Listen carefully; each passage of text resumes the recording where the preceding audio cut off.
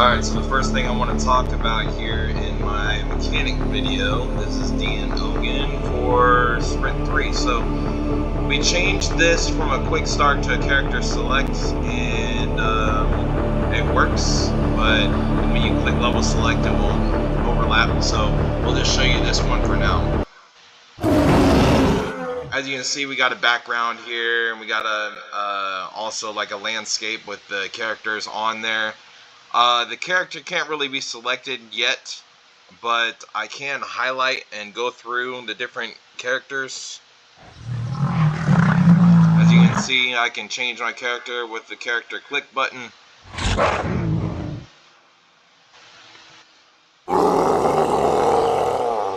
And they all have different animations and whatnot. And then I can go back to the main menu, and if I wanted to choose another one, I can still come back here and go through them again. But I just can't select them yet because even though it's highlighted, it doesn't quite work yet. So there's that. Alright, so in the last segment, we did the character change screen. This would have done overlap with the character change screen. So what we're going to do is we're just going to showcase here the main things that I accomplished during this sprint. You in jail. Take revenge on it. Destroy the Pokemon. Then demolish the Game Zone headquarters. Then don't forget Jim's Sumo Gym. They think they're so tough. Destroy the One More Ramen restaurant, rendering the city a food. Last but not least, don't forget the Hello Kitty store. Alright, so the first things. My street's losing power. I need you to look around and find some way to get out of here. First things I want to mention is some of the things that were updated. The looks of the jail, the stairs, the pillars. This potion at the beginning, because we made health potions throughout for health pickups for the player. And then as well, we have this guy here, but we're not going to keep him in game because of the low amount of time that we have. But I was working on programming this guy, so basically, instead of having this in the main menu, I made a trader guy and the item list. I was working on making this all work, but I didn't get anything for this button, and then these two I didn't even make a side screen yet, but these other buttons do work. If I buy this game mode, it says game mode 1, this free-for-all mode, game mode 2, as you can see. And then if I click on the characters, then these three I didn't quite update yet. And then these characters, if I buy them, Quailing character, Grux character, and Rampage character. So you can see that they work. This back button is different from the other one, but I got to change that still. I'll continue to work on this later, but for now, this is just to show you that it works, and it was something that I was working on this month until we thought about that he's going to get cut. So a lot of the things we're doing is getting cut. So yeah, and then so we got that there. And then after we break out of this jail, you see that we got updated the objectives to match break out of the Japan jail. In the cutscene, you see that there's no decals on the building. The decals got removed from the buildings.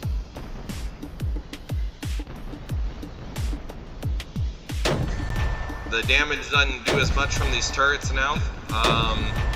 As you can see, there's waterfalls. Instead of actual blocks, we got water coming down the mountains and whatnot. We got vehicles on this road, you know, to show that there's vehicles in the mountain. And then on these trees, we got leaves as well. So these buildings are all destructible.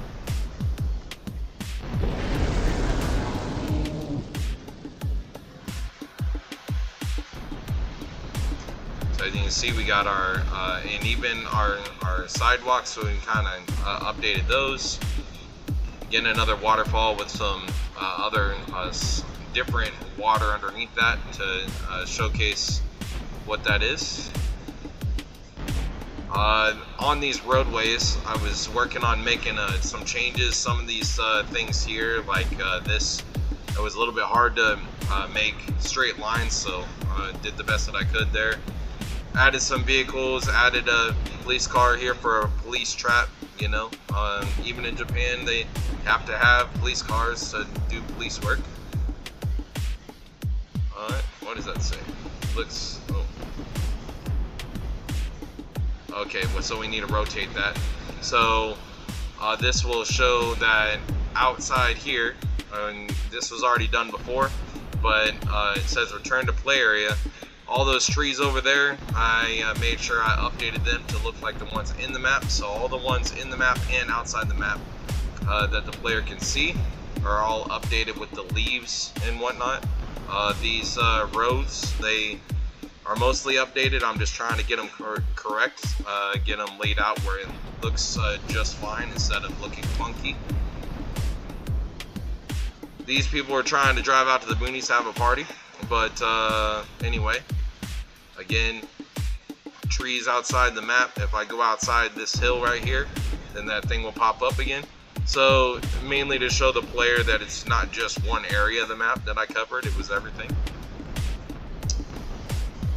Another thing that we updated, so as I mentioned with the starting potion, we turned to green. So as you can see right there, we have a health potion that's red, and that's because we got a red health bar, and it shows that the health fills up. So, I mean, we've updated quite a few things in here, and then I also did some objective updates in the USA and South America maps, which South America got cut, and the USA map didn't get cut, but the level did change again, so I'm not going to really showcase that. But as far as the stuff here in Japan, quite a bit of updates, taking those decals, setting these signs. Let me go back in front here so you can see these signs. They're small, but you can see them next to the buildings, so you can tell where the things are at.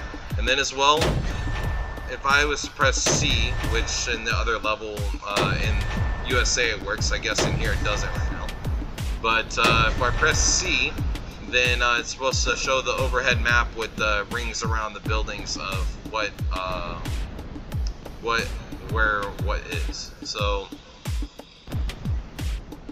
but otherwise, the thing that's different in here is we got the signs showcasing the buildings, and then also the objectives update. So when you find the Pokemon, destroy the Empire for a red skull. So we knock down this building, and then there will be red skull that pops up right there. But again, same idea that the objectives update, and we're still working on doing more things like changing the damages on the turrets, and then as well as these quest maps and things like that. So I still have more to do, but this is pretty much where we've gotten so far, and we've done a lot of updates. That shouldn't have worked like that, but anyhow, I got a late start after describing everything, but I hope y'all enjoyed this mechanic video showing what's been changed during this sprint. And we'll see you guys on the next one for more. Stay tuned.